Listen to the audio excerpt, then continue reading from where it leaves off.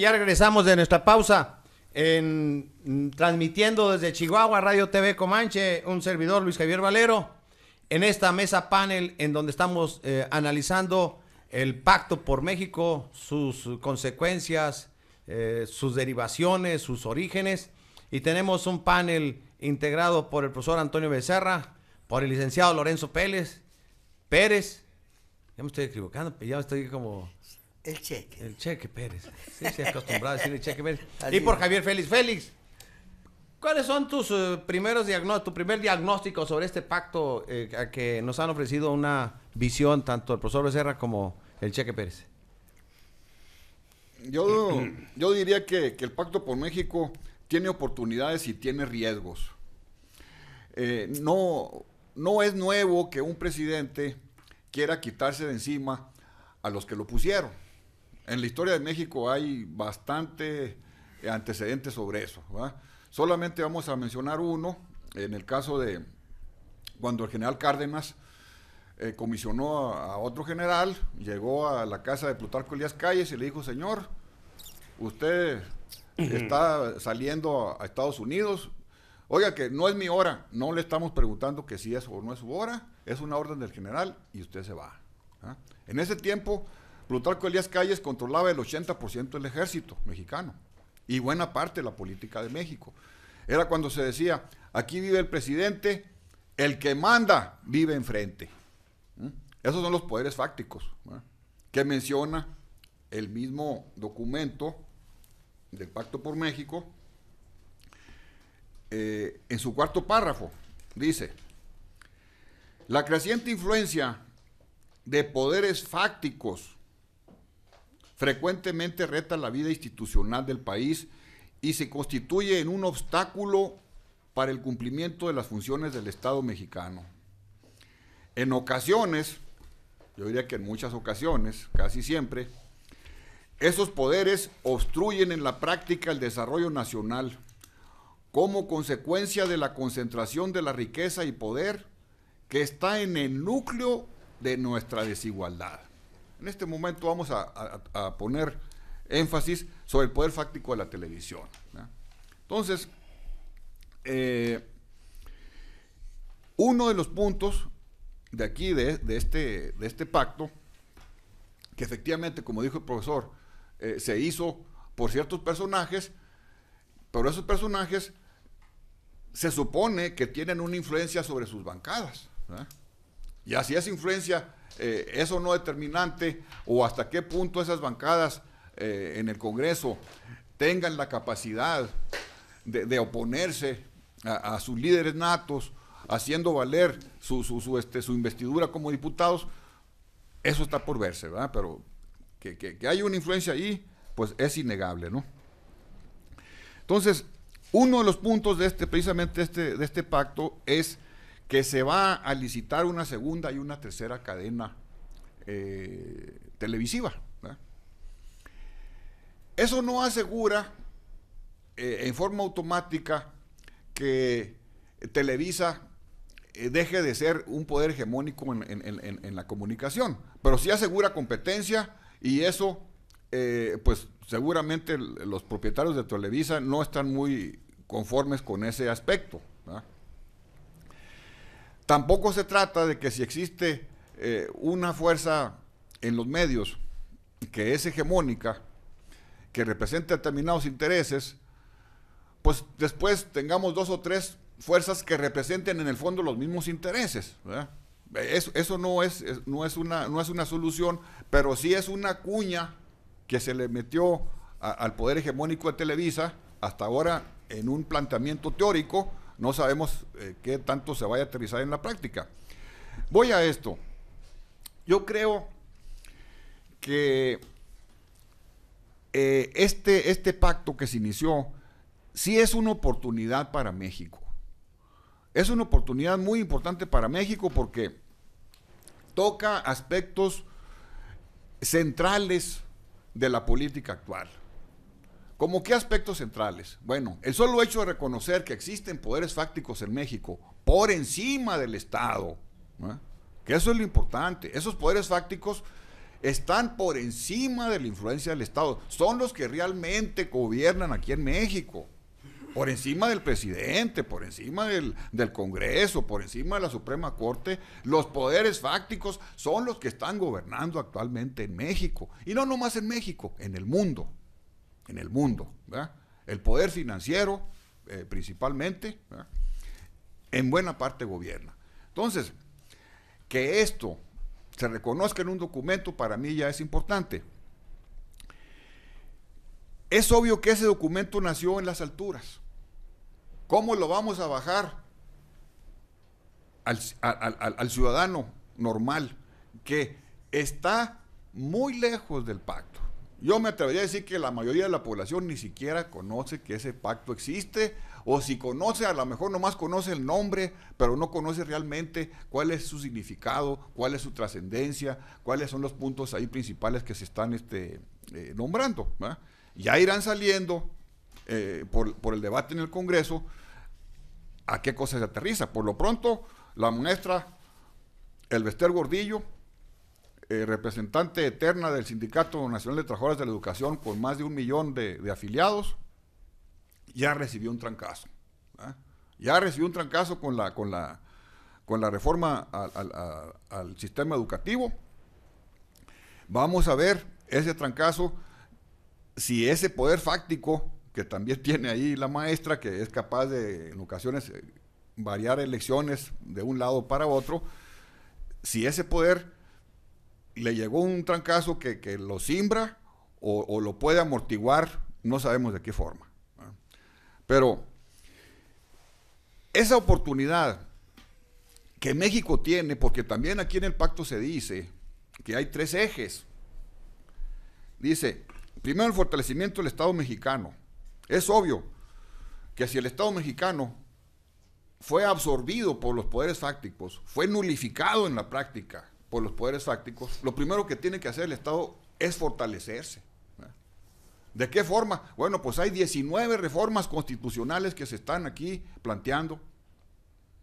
Es una forma de fortalecer el Estado, porque el Estado fue cediendo espacios, hubo reformas constitucionales en la época salinista, en otras épocas para que se vendieran los bancos, para que se vendieran las principales empresas. Bueno, es una historia larga de cómo el Estado se fue desmantelando. El hecho es que ya ahorita ya queda muy poco de ese Estado original.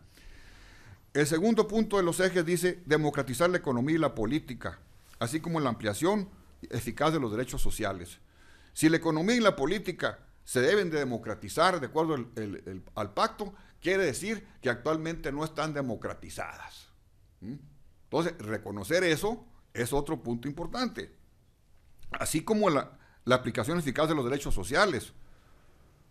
Es un reconocimiento tácito que los derechos sociales no están vigentes en este país, por lo menos no son eficaces.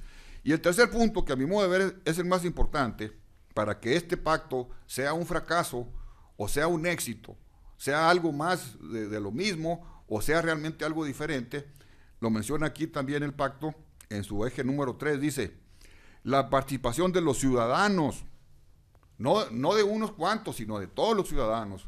Somos 112 millones de mexicanos, 80 millones en edad de votar, 50 millones votamos, 30 millones no votaron. La participación de los ciudadanos como actores fundamentales en el diseño, la ejecución y la evaluación de las políticas públicas, ¿verdad? Este reconocimiento también aquí, tácito, si se está hablando de que los ciudadanos debemos ser los actores fundamentales a partir de ciertas reformas que se hagan, quiere decir que en este momento no lo somos, ¿verdad? No somos actores fundamentales ni en el diseño, ni en la ejecución, ni en la evaluación, sino que somos más bien actores más bien secundarios, que los poderes fácticos son los que están realmente operando. ¿Cómo hacer que eso sea efectivo? Bueno, en primer lugar creo que este es un medio, ¿verdad? Darlo a conocer para que la gente haga suyo ese pacto, lo modifique. Tampoco lo que está aquí es en letra de piedra, coincido con lo que dijo el profesor.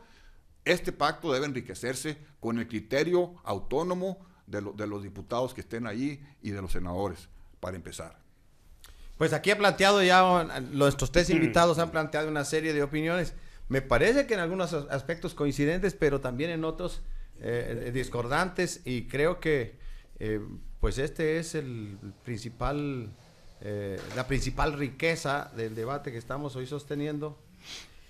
¿Es un acto escenográfico el pacto? ¿No es un pacto? ¿Es un acto de legitimación del nuevo presidente de la República? ¿Es un proyecto de país? ¿O pienso yo que es el pleno reconocimiento de Enrique Peña Nieto de que no es la fuerza hegemónica en el país y en el Congreso de la Unión? Y que en todo caso puede ser, dice Javier Félix, es una oportunidad para México. Profe Becerra. Sí, bueno, en primer lugar, las discrepancias que hasta ahorita hemos planteado aquí cada uno de nosotros no me parecen tanto si las valoramos en contexto. Yo, por ejemplo, estoy de acuerdo con el Cheque en que es una estrategia de legitimación, el pacto. Lo que el otro presidente consideró como estrategia correcta, la de poner al ejército a combatir y a la guerra y esas cosas, pues Peña sigue el camino de la concordia, digámoslo así, del consenso, del acuerdo, ¿no? Y estoy de acuerdo con Félix también en que es tácitamente un reconocimiento, ¿verdad?, de los tres signantes o de los cuatro, ¿verdad? Es un reconocimiento de la existencia de los problemas que tiene nuestro país y de los, y estoy de acuerdo también, de los avances que aquí se plantean. Yo quiero adelantar en esto. Yo no pienso que este documento es totalmente negativo. Yo pienso que lo que digo es que no es propiamente un pacto, porque no depende de la voluntad de los firmantes su cumplimiento, ¿verdad? Pero yo quiero felicitar a quien lo hizo, a quien redactó este documento, porque en efecto, como dice el Cheque Pérez, conocen al país, lo conocen perfectamente. Estos 90 y tantos puntos que aquí enlistan se refieren precisamente a deficiencias de nuestro sistema político, de nuestro sistema económico, de nuestro sistema jurídico, ¿verdad? Y bueno, tratan de poner el dedo en la llaga y de corregir esas deficiencias, ¿no? Yo por eso estaría más de acuerdo en llamar a este documento un prontuario de problemas y soluciones posibles de la problemática que hoy, de una buena parte de la problemática que hoy confronta nuestro país, ¿verdad? Un prontuario de problemas. Tenemos este problema, este otro, y proponemos que este problema que tenemos se mande a la Cámara para que se elabore una ley que se promulgue y que trate de subsanar este problema. Y por eso digo yo que es difícil. ¿Para qué se comprometen ellos como pacto? ¿Verdad? Ya no más falta que levantar un pacto de sangre, ¿verdad? Pero ¿cómo se van a comprometer cuando sabe que todavía tiene que pasar los sedazos de la sociedad? Bueno, no lo plantean ellos así, pero yo pienso, como tú dices, Félix, que tiene que pasar por el sedazo de la gente y tiene que pasar por el sedazo de los poderes, ¿no? Entonces, no debieron de haberse comprometido de esa manera. Por eso yo le llamo prontuario de problemas y posibles soluciones a la problemática del país, con un reconocimiento tácito de la existencia de las deficiencias que tenemos como sociedad y como Estado, ¿verdad? Bien, quiero nada más de mi primera intervención concluirla, y lo concluyo con esa cuarta opinión del pacto, que no es pacto, que es un prontuario de problemas.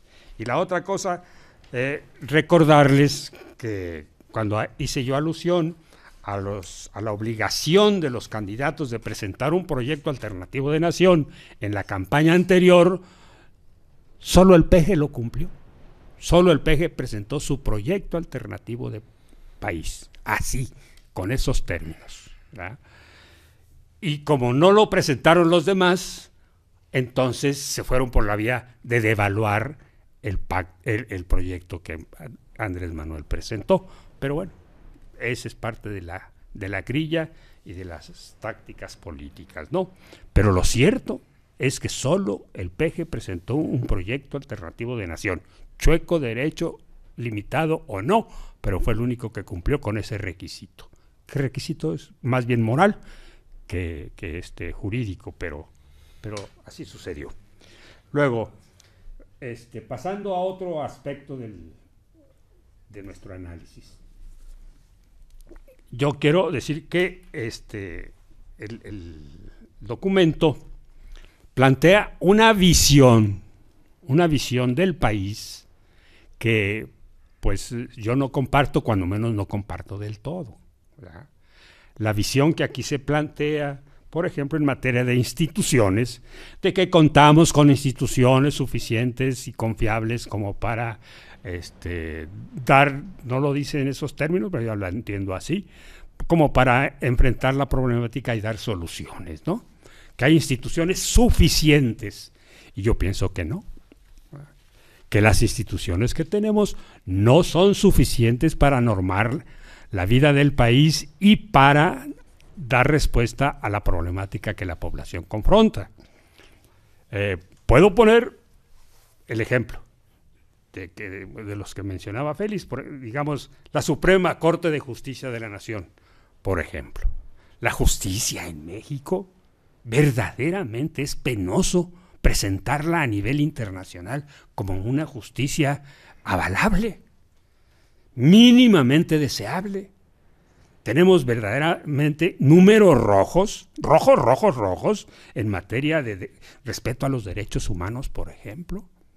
Tenemos 50 millones de gente que no recibe los beneficios de una política social mínima, en miseria grave, en estado de miseria. Ahora ya la han suavizado un poco porque hablan de pobreza en habitación, pobreza en servicio. Pobreza multilateral le llaman y ahora, ¿no? No.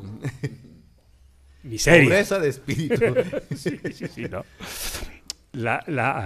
Subdividen. Entonces, me parece a mí que esta visión de que presenta el documento me parece complaciente, me parece también triunfalista, y pongo ese ejemplo de las instituciones y pudiéramos poner otras instituciones. Por ejemplo, la institución, le decía yo, la justicia, cuando salió Cuauhtémoc Cárdenas, cuando dejó la jefatura de gobierno del Distrito Federal, ocasionalmente coincidimos en algún evento del partido y platicamos, entre otras cosas, de que yo no estaba de acuerdo en que él hubiera dejado la regiduría del departamento, ¿verdad? Sí, para hacerse la campaña por segunda o tercera ocasión. Yo hubiera querido que él concluyera su mandato porque el pueblo necesitaba, según yo, la prueba de que la izquierda podía hacerse cargo del gobierno de un país, y qué mejor cercanía a un país que gobernar el Distrito Federal. Uh-huh. Entonces yo hubiera querido que él hubiera iniciado y terminado, pero no, opinan diferente. Entonces el hombre dejó el Distrito Federal y le pregunto en ese encuentro casual, digo, Cuauhtémoc, ¿cómo dejaste la democracia en el Distrito Federal? Y me dijo, Antonio, no se puede hablar de la democracia con este poder judicial. No dijo con este sistema de partidos, ni con esta ley electoral. No. Dijo con este poder judicial. Y así se quedó, como buen hijo de tótem de la revolución. Y un poco críptico, ¿verdad? Sí. Con este poder judicial no podemos hablar de democracia en el Distrito Federal. Bueno, entonces, y es cierto, si tú ves el Poder Judicial, cuando le caen en sus manos asuntos teñidos de política, ¿verdad?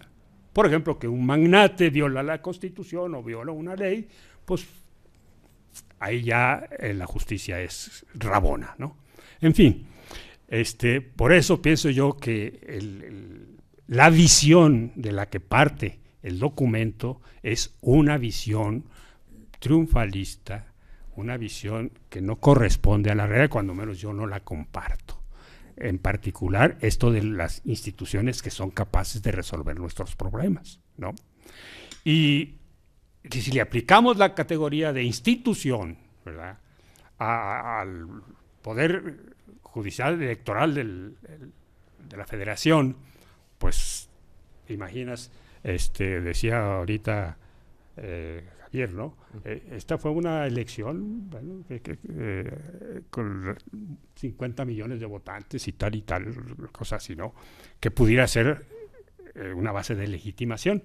Pero ya vemos cuán cuestionada estuvo y ya vemos cuán satisfechas estuvieron las dudas que se plantearon sobre las elecciones. ¿Qué se resolvió? Que no hubo delito ni de Comex, ni de Soriana, ni de nada.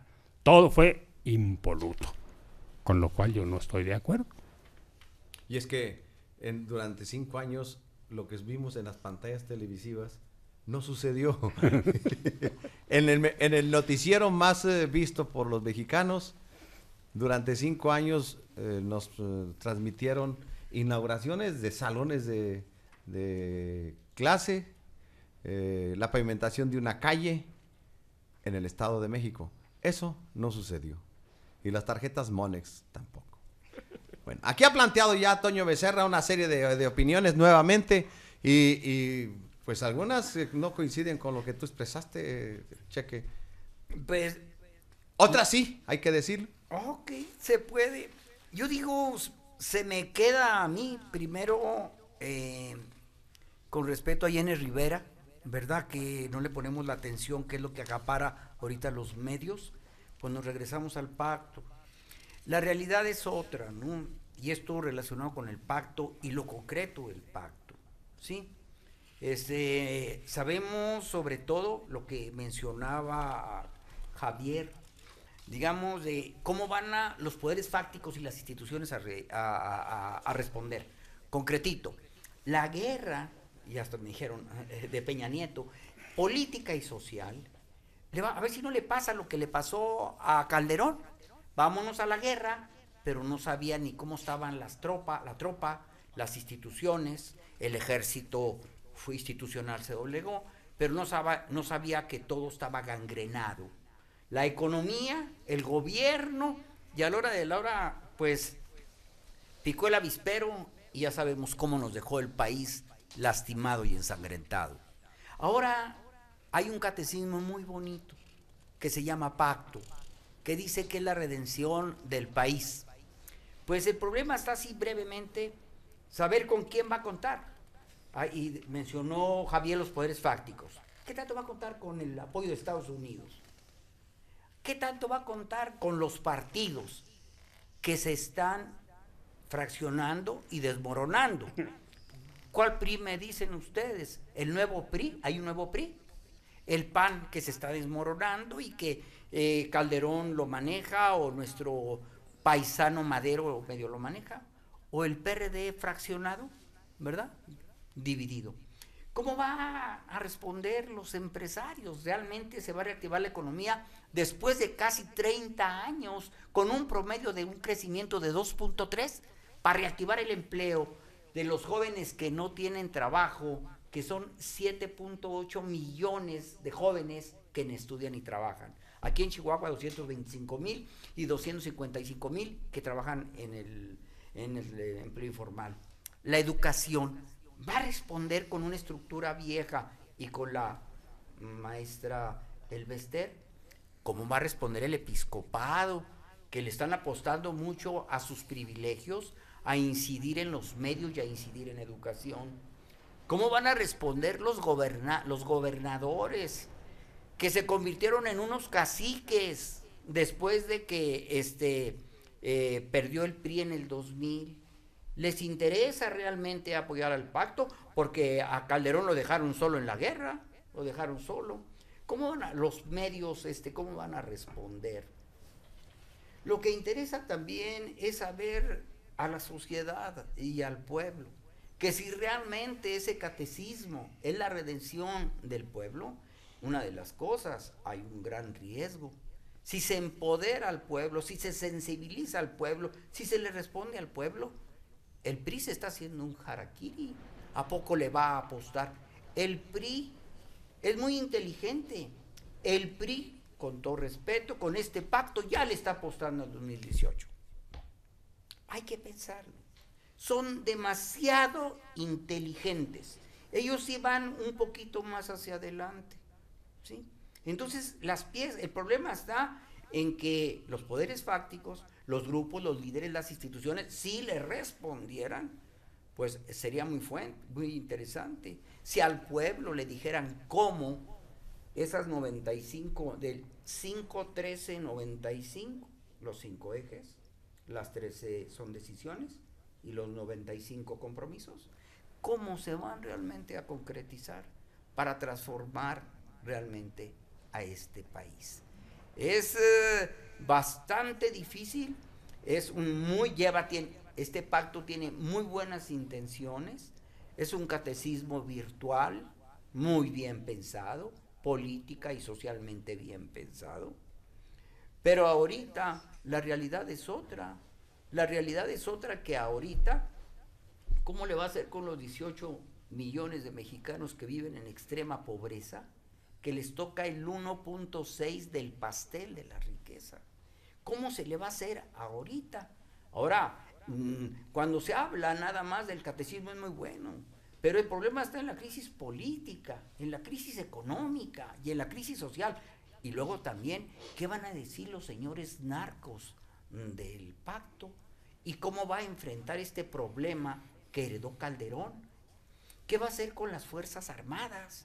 Que también igual las sacó a las calles Calderón, y ahora cómo la reduce. Yo creo que no podemos circunscribirnos al papel, a la letra, ¿sí?, al catecismo, porque yo creo hay que ubicarlo muy bien en un contexto y en una realidad del país, que ahorita este país está enfermo, está lastimado, ¿sí?, está marginado, está descreído, está empobrecido. Y yo creo que por muy buenas intenciones que pueda tener el pacto, ¿sí?, ojalá y si a Peña Nieto realmente le pudiesen responder los poderes fácticos, las instituciones en cuanto tal, ¿sí?, y sobre todo que le pudiera responder su partido. Yo creo podría ser visualizarse algo. Yo creo que este país, aparte de un pacto, yo creo que sí necesita una interesante sacudida, porque un pacto, pues no digo que es una cartita para Santo Claus. Tiene este país, en los contextos que está, para poder moverlo, una sacudida, así que se llame perestroika, que se llame Concilio Vaticano II, que remueva la estructura solamente.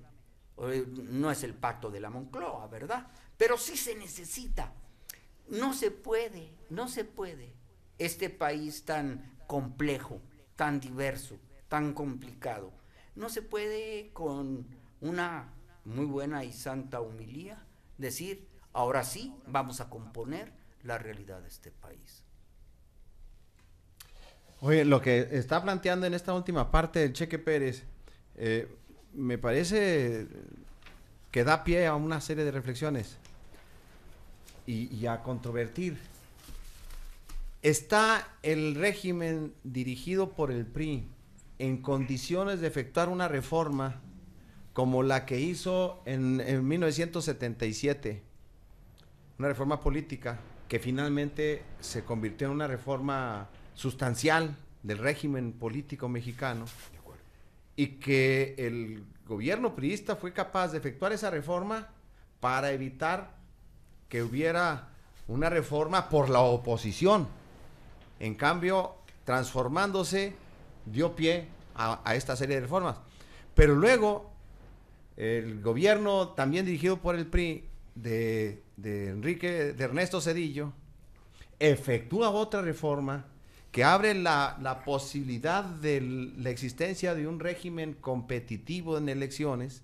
Y pierde la mayoría. Pierde la mayoría, primero pierde la mayoría en la Cámara de Diputados, Cámara de Diputados, pierde la jefatura de gobierno del Distrito Federal, sí. y luego pierde el gobierno en el año 2000. Y ese régimen, ajá, además, tiene la capacidad de decir, pierdo la elección presidencial, pero me mantengo para que no pueda transformarse radicalmente esta sociedad. Me parece que eso, lo que está diciendo en la parte final del Cheque Pérez, abre la lectura de si este pacto es un paso inicial de otra vez, de un grupo de reformadores, llamémosle así, por lo menos de mi punto de vista, de reformadores del PRI. Vamos concediendo en cosas para que no nos lo quiten el poder y mantenernos 2018, 2024 y quizá 2030, como lo llegó a pensar en algún momento Carlos Salinas, ¿no? Y su grupo, dijo que pensaron, vamos a gobernar 24 años, 4 sexenios. Javier Félix.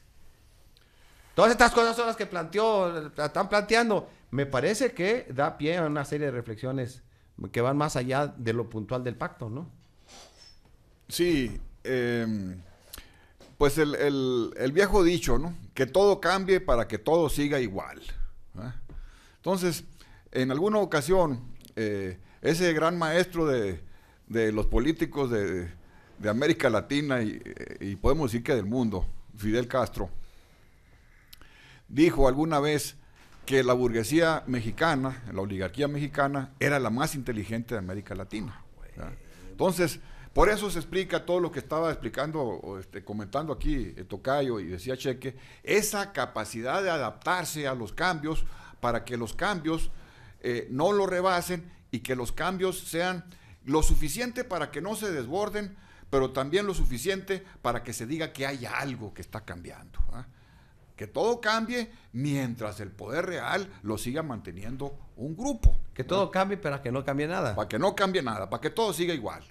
Ahora, lo que yo creo que ellos, es una suposición mía, que la clase política ya se dio cuenta, ahora sí, por lo menos en este documento, no sé qué tan convencidos estén ellos de eso, porque es obvio que este documento, como se ha comentado también aquí, no es un documento que sacó nomás el PRI. No.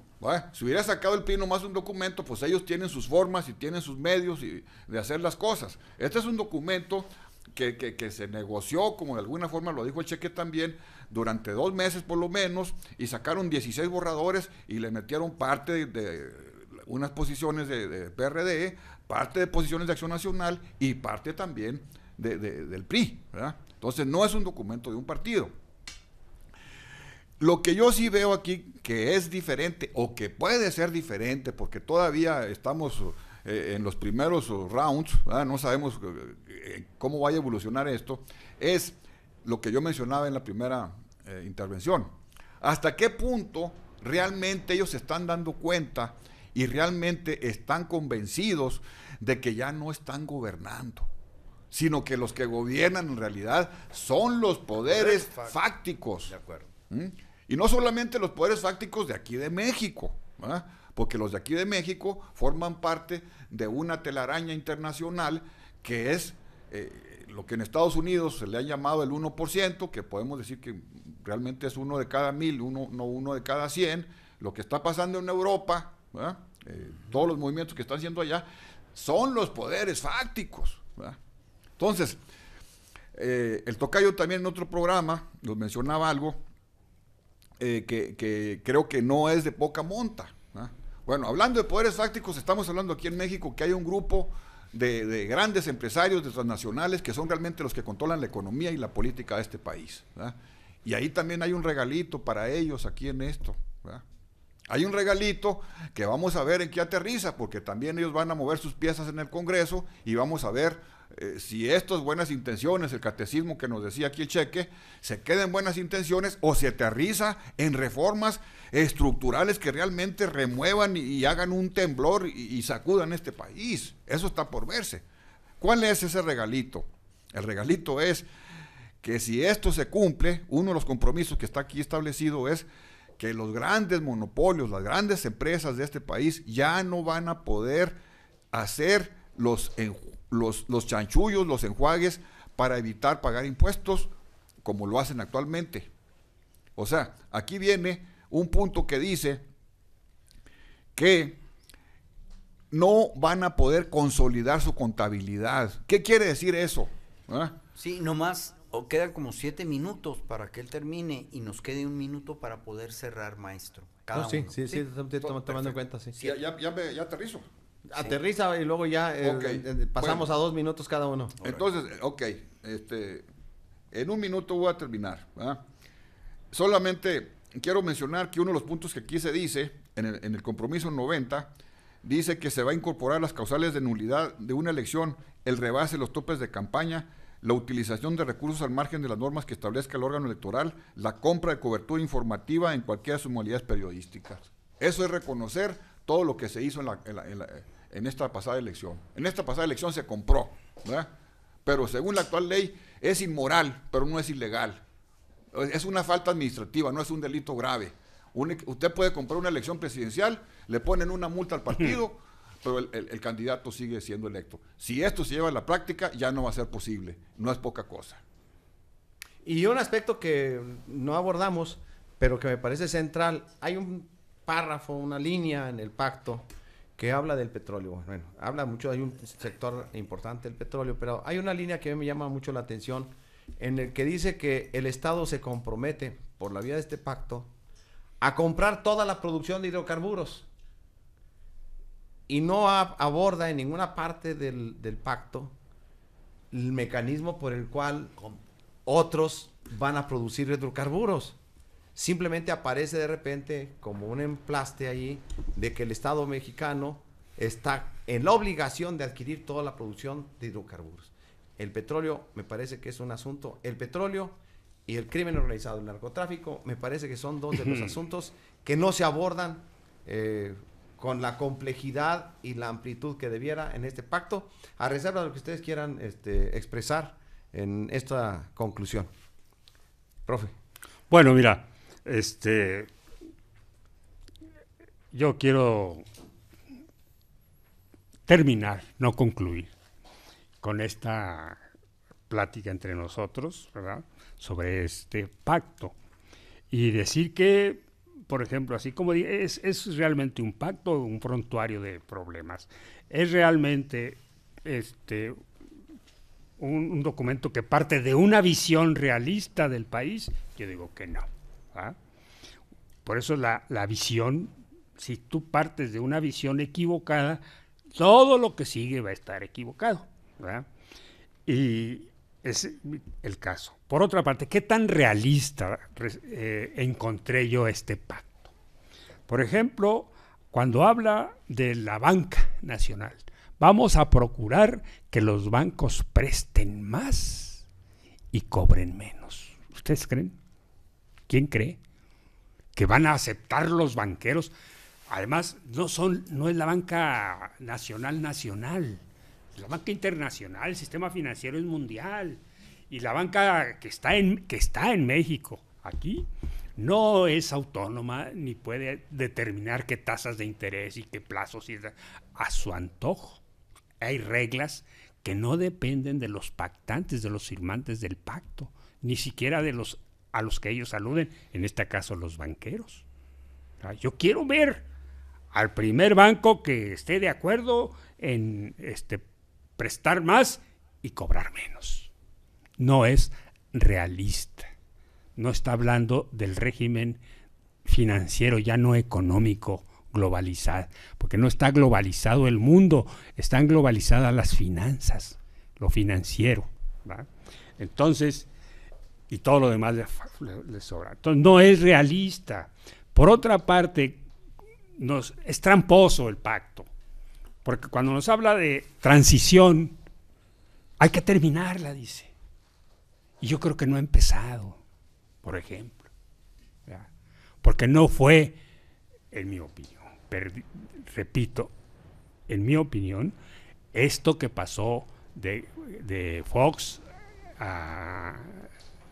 del PRI al PAN, fue pactado, en mi opinión, por Salinas, con Diego Fernández de Ceballos, con don Luis H. Álvarez y con Maquío en 1988.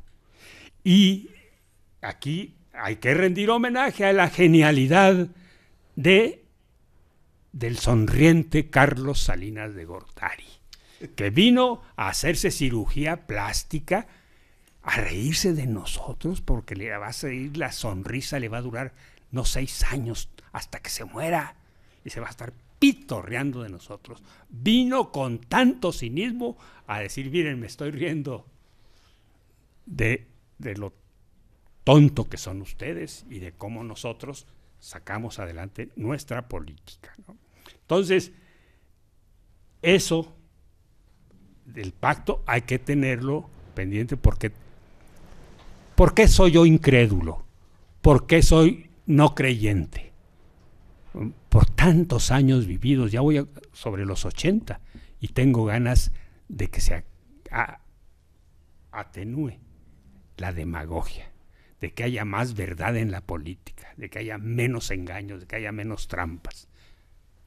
Algunas gentes piensan que es consustancial la mentira a la política. Yo digo que no.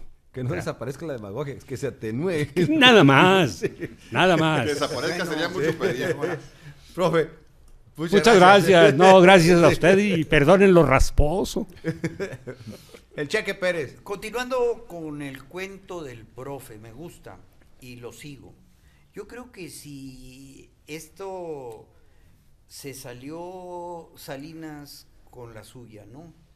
Y muy bien, si se le murió su hijo Colosio, pues qué bueno que le aparece su hijo Peña Nieto para imponer su modelo político, ideológico, priista, ¿no? De esa famosa tercera vía. Pero son tan hábiles el PRI que ya tienen ahorita, están pensando en el 18. Y si nos vamos a la ciencia ficción política, pues ya tienen la candidata del 18.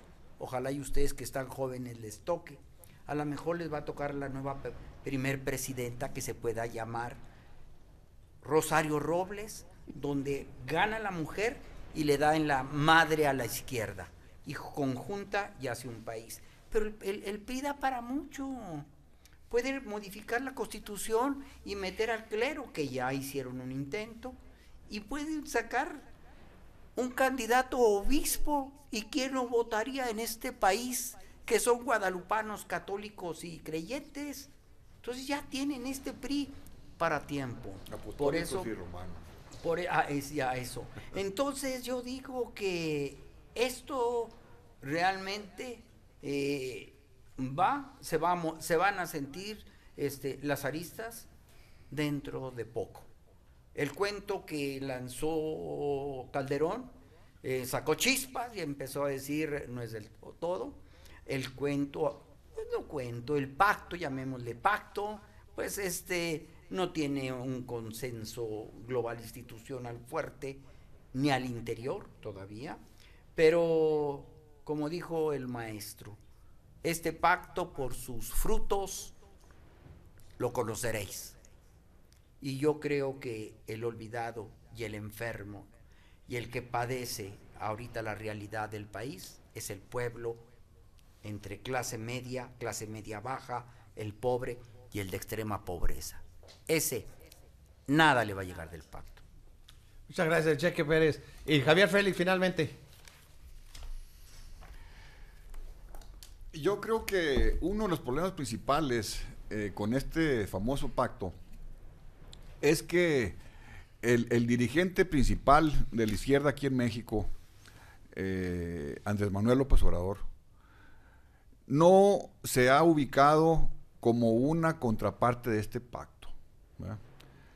Él ha menospreciado el pacto, lo ha descalificado y prácticamente no lo pone en la agenda de Morena. Creo que el que no lo ponga en la agenda de Morena, eso es algo muy serio para el país.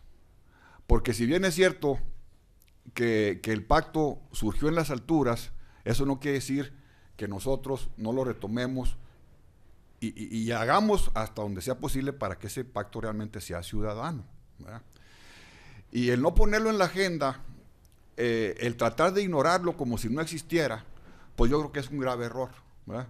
Porque es como tratar de ignorar el sol, ¿verdad? Ahí está. No lo quieras tapar con el sol con un dedo porque ahí va a estar, ¿verdad?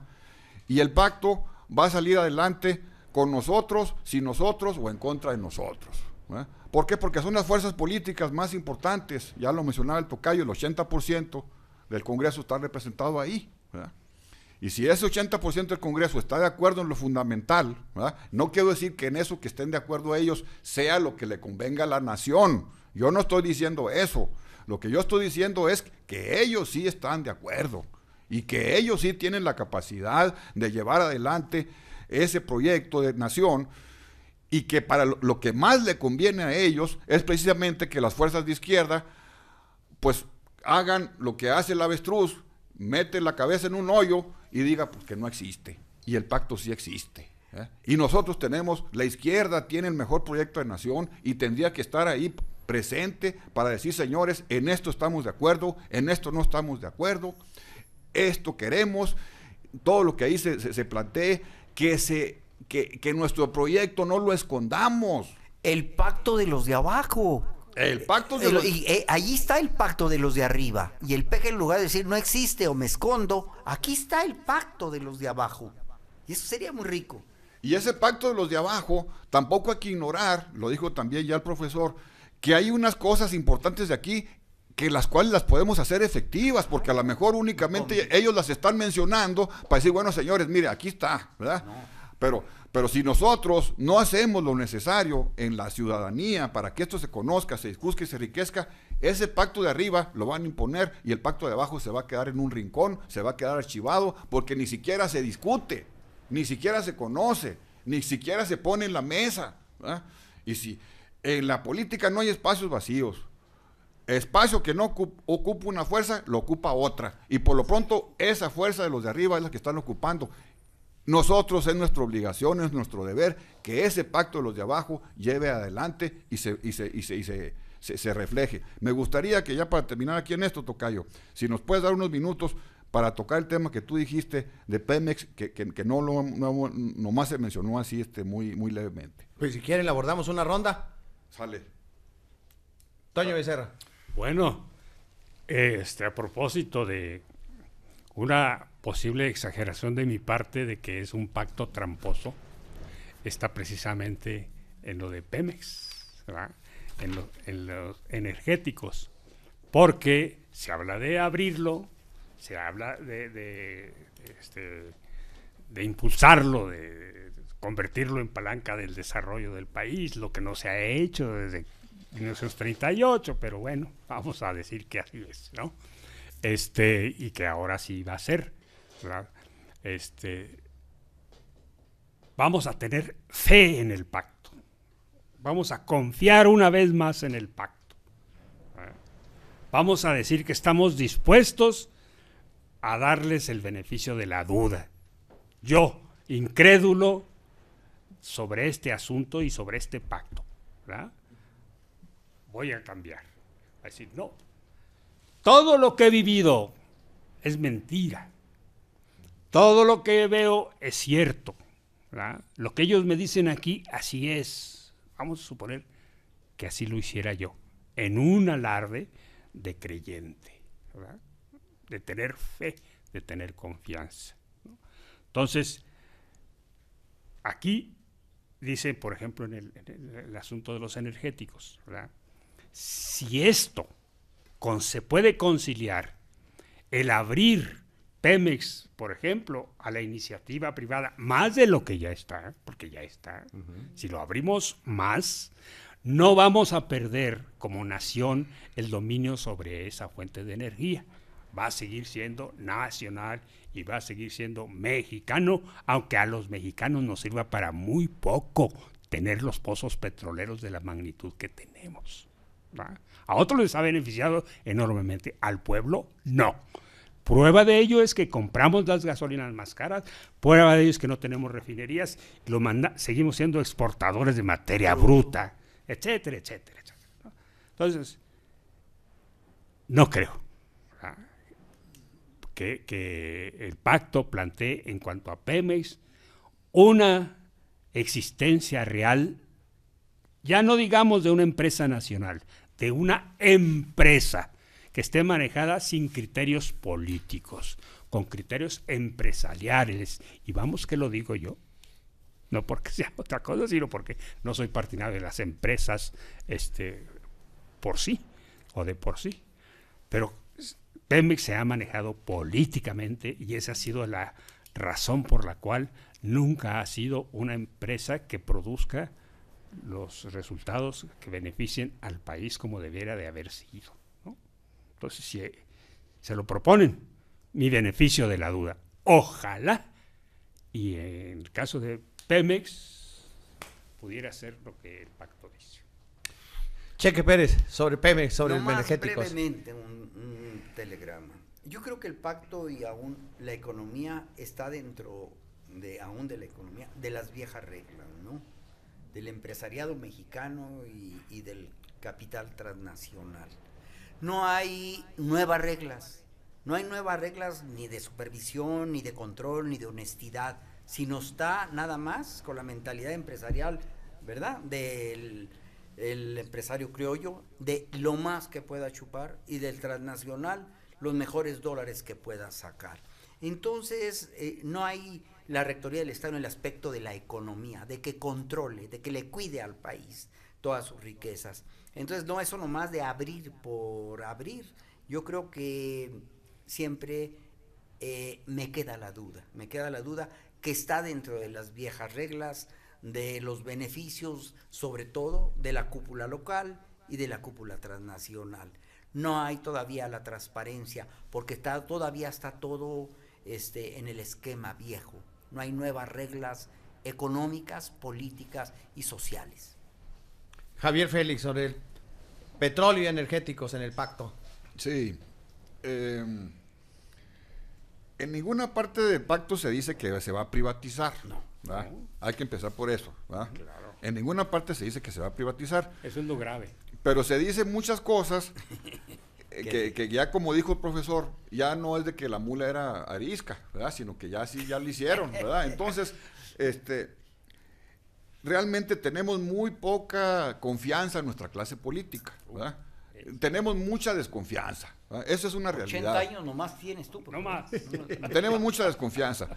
Pero yo creo que con toda esa desconfianza, tenemos, pues, el beneficio de la duda, podemos decir, pero más que un acto de fe, en creer en algo que ellos nos están diciendo, yo diría que es un acto de confianza en nosotros mismos, en las fuerzas de la izquierda. Yo creo que esa pérdida de la identidad nacional que se ha dado en el curso de muchos años, nos ha llevado no solamente a no creer en la clase política, sino en algo más grave, no creer en nosotros mismos.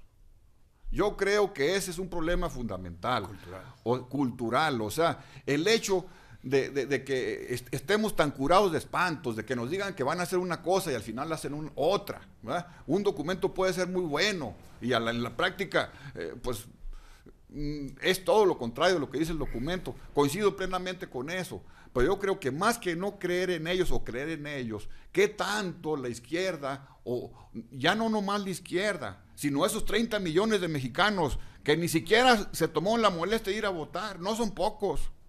30 millones de mexicanos dicen, miren, para mí el PRI, el PAN y el PRD y el PT y Convergencia y el PANAL, nada. Para mí, ahí quédense, señores. Yo no tengo ningún interés en participar con ninguno de esos partidos. Y si hablamos de 30 millones de mexicanos, y si hablamos que Peña Nieto, que fue el que ganó de acuerdo a las cifras oficiales, ya sabemos cómo ganó, ¿verdad? Sí. Tuvo 19 millones y 30 millones dicen que ni siquiera les interesa votar. Bueno, pues ese es el México en el que estamos parados, ¿verdad? Y ese es el México que no cree en sí mismo y que ya no quiere participar porque ya no cree en nada, ¿verdad? Entonces, volviendo a lo de Pemex, ¿verdad? Si ese pacto no se hace ciudadano, pues yo creo que por mucho lo que digan aquí en la práctica, sus verdaderas intenciones, realmente yo no tengo ninguna duda sobre eso, es entregar lo más que se pueda, más de lo que todavía está. Ahora, a Pemex, que es nuestra principal empresa nacional, ¿verdad?, producto de un acto de soberanía nacional del general Lázaro Cárdenas, ¿verdad? Pero el año pasado fueron 105 mil millones de dólares los que ingresó Pemex. Que eso en buena parte pues no le ha llegado al pueblo, ¿verdad? Lo que yo creo que sí que hay que revisar aquí con la política energética, que nosotros... Perdón, yo creo que sí, Javier, sí le ha llegado a la gente.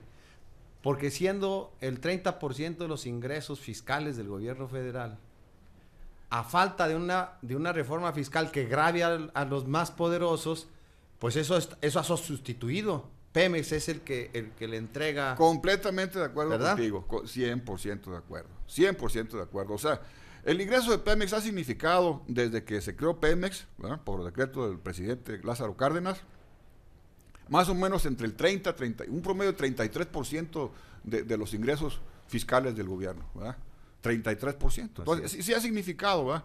Pero a lo que me refiero es que ese motor, para lo que pudiera hacer, pues claro, se queda muy chiquito, ¿verdad? Se queda muy chiquito y eso nos lleva todavía a importar gasolinas y todo eso. A lo que quiero ir también es a esto, si me permite. Miren, creo que México también hemos estado en una camisa de fuerza, en el sentido de decir que únicamente el Estado debe de intervenir en la política energética y en la empresa, Pemex. O sea, no es lo mismo decir aliarse con otras empresas petroleras públicas, que es lo que ha hecho principalmente Venezuela, que es el país más exitoso en el mundo de política energética. No es lo mismo eso que privatizar, ¿eh? Cuando hablamos de Pemex y pensamos en que Pemex pueda tener un cambio, lo primero que se nos viene a la mente, es que quieren seguir privatizando, porque es lo que ha sucedido aquí en México. Pero eso no quiere decir que sea lo único que se puede hacer, ni lo único que se ha hecho.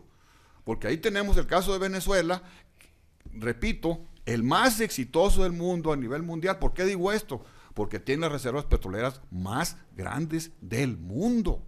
300,000 millones de barriles de reservas probadas. ¿Y cómo han logrado eso?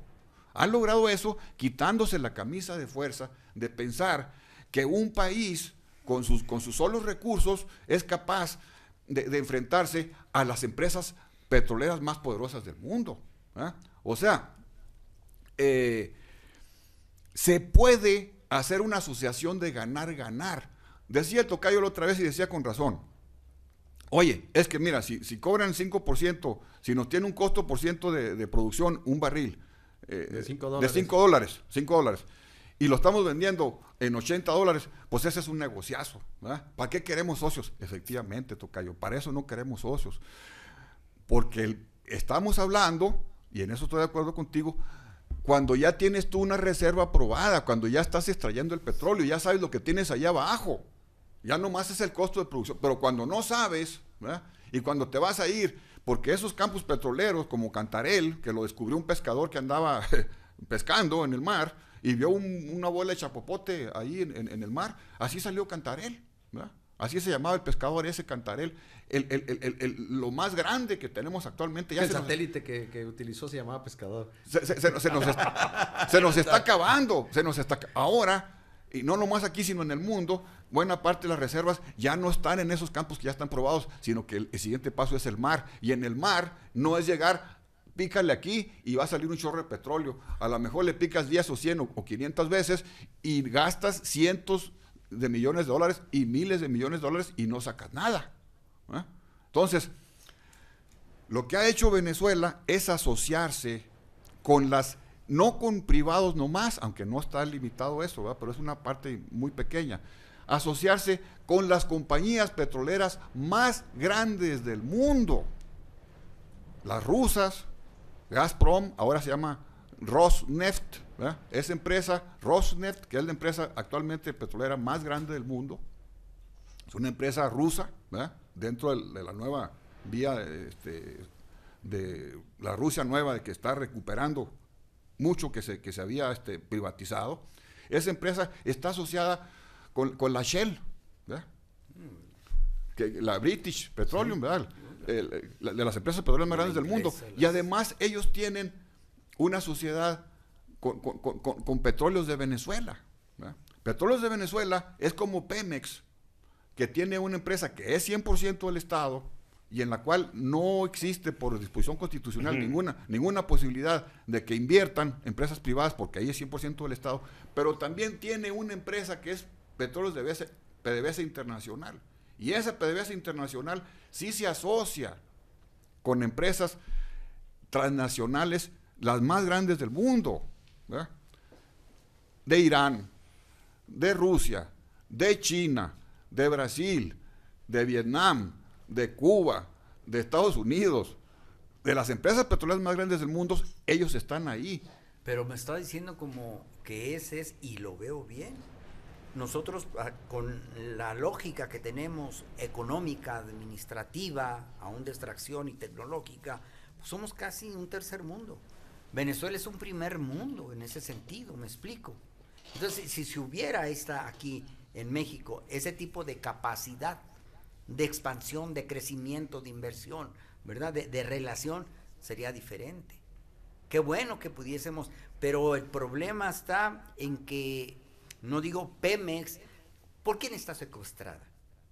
Esa es la pregunta. ¿Por quién está secuestrada? Porque está cerrada. ¿Y está secuestrada por quién? Empezando por el sindicato, ¿no? Porque ese es otro de los poderes fácticos, ¿verdad?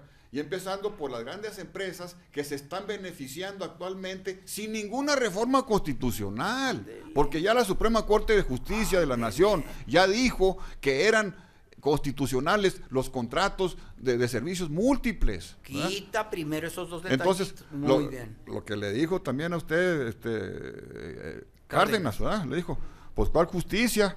Con este poder, bueno, pues ahí lo estamos viendo, ¿verdad? Entonces, no, y pusimos como director de Pemex del 2000 a 2006 al director de la empresa que más se beneficia de la industria petrolífera. Sí, pero que era el director general de DuPont, de allá venía este hombre Leos. Y Calderón también fue secretario de Energía, y Muriño también hizo sus negocios ahí, o sea, es toda una maraña. Pero yo creo que el problema está, que la misma izquierda no lo hemos visto, que el mismo Andrés Manuel tampoco creo que lo tiene claro, porque Andrés Manuel cuando hicieron los planteamientos de reformas energéticas, que esto no es nuevo, sino ya desde el sexenio pasado, dijo, no, que no se cambie nada, ¿verdad? Eso es lo que le convenía a Carlos Slim, ¿verdad? Porque tal y como está la Constitución actualmente, Carlos Slim, el hombre más rico del mundo, puede hacer negocios sin que nadie le diga nada, ¿verdad? Entonces, yo lo que estoy planteando es que se hagan las reformas constitucionales, pero no de reversa, no para atrás, sino para adelante. Pero con este texto va en sentido contrario. Mira, este párrafo es la plena contradicción. Dice, se mantendrá en manos de la nación a través del Estado la propiedad y el control de los hidrocarburos y la propiedad de Pemex como empresa pública. Punto y seguido. En todos los casos, la nación recibirá la totalidad de la producción de hidrocarburos. Es decir, todo continuará igual. Sí, pero recibirá, pero entonces está ambiguo, o la va a comprar o la va a producir. La va a comprar o la va a producir. Aquí abre la posibilidad, y en el primer párrafo es la contradicción, porque dice el Estado mexicano es el único. Pero recibirá la totalidad de la producción de hidrocarburos. Quiere decir que está abriendo la puerta secundaria, trasera, para que otros produzcan hidrocarburos. Y luego hay otro párrafo, dice... Pero ahí no es el qué, sino el cómo. Sí, pero... Dice, competencia en los procesos de refinación, petroquímica y transporte de hidrocarburos, que es donde está el cogollo de las utilidades del petróleo. Dice, se realizarán las reformas necesarias para crear un entorno de competencia en los procesos económicos de refinación, petroquímica y transporte de hidrocarburos, sin privatizar las instalaciones de Pemex. O sea, vengan y ustedes hagan los procesos en nuestras instalaciones. Y yo se los compro. Yo se los compro. Les compro el producto. En cambio, En la letra chiquita está el diablo. Exactamente. por ejemplo, Ahí. la empresa petrolera venezolana le entra a la refinación de petróleo y a la venta de combustibles en Estados Unidos. Pero Pemex no vende gasolina en Estados Unidos, esa es la diferencia. Es el enfoque empresarial, muy bien, vamos a hacer el enfoque empresarial, pero quieren que sea Pemex una empresa corporativa, en fin, todo aquello, pero solo para que seamos los receptores de, nosotros produzcamos el petróleo, Allá se los lo entreguemos y ellos, Riega gasolinera por toda la Unión Americana de Pemex y verás cómo Y nos de- debe de ir bien. Bueno, lo que dijo Alberto Castillo, dijo, por cada barril de petróleo que vendemos al extranjero, se nos van 1,000 empleos que deberían haberse creado en México. Si cada barril de petróleo que vendemos, pues nos lo regresan en camisas, mantequilla, alimentos, fertilizantes. Pero ahí no me checan los números. Eso es lo que dijo Alberto Castillo, puede ser que Sí, Bueno, porque mira, pero para ya checar, ni para qué refutarlo. Las matemáticas, Pitágoras dijo algo, ¿verdad? Exportamos 1 millón de barriles diarios. Sí, ¿verdad? sí, serían Por mil millones de empleos diarios, Sí, como que se fue grande, ¿no? Se fue grande. Sí, era Bueno, una figura que él usó Sí. de lo que nosotros dejamos de obtener ganancia como nación al vender barril. Sí, Barriles se de me hace- petróleo. hay estamos- eso, no en esos números, pero sí hay en eso. En el vamos, fondo coincido yo creo, con yo el creo que argumento. sí, yo sí. creo que empezamos con el pacto, cerramos con lo energético, yo creo que ya. Ya te quieres ir. Tengo No, pues una- le agradezco, tengo le una- agradecemos tengo una a cita. Lorenzo Pérez. Exactamente. Espero que sea de las citas que estamos imaginándonos todos. que pueda cumplir. Sí, bueno, eso claro. ya hay muchos recursos para No, hacer, no, no, no. avanzar en ese sentido. El A médico, profe el Becerra. médico es muy comprensivo. Y Javier Félix, muchas gracias por este regreso de las cámaras y micrófonos de Radio y Televisión Comanche. Muchas gracias por su atención. Gracias a ustedes. Gracias a todos. ¿Qué le pareció?